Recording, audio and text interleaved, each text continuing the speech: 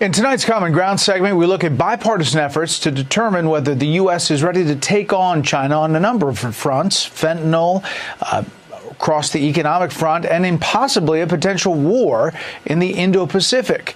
Joining us tonight are Michigan Republican Congressman John Moolenaar, chairman of the House Select Committee on China, and Illinois Congressman Raja Krishnamoorthi, the top Democrat on that panel.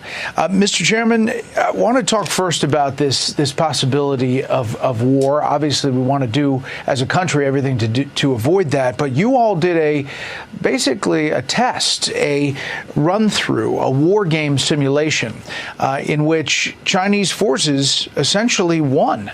How did that go? What we learned in a protracted war, our defense industrial base does not have the resources it needs to win that war. It's stretched thin with different regional conflicts around the world, and we need to make sure we shore up so that we can win a war if it were ever necessary.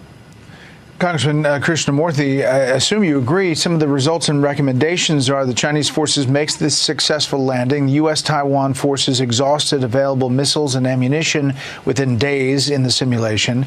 Bold and aggressive steps are needed to take and rebuild U.S. defense industrial base and boost production capability and capacity to deter war.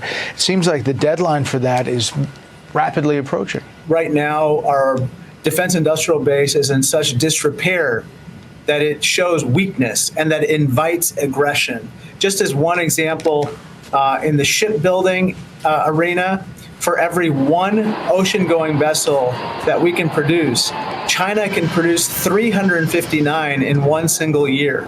And unfortunately, we have gaps with regard to long-range anti-ship missiles, and we also have gaps in terms of manpower to actually fill the vacancies in our defense industrial base to produce the stuff that we need to deter aggression.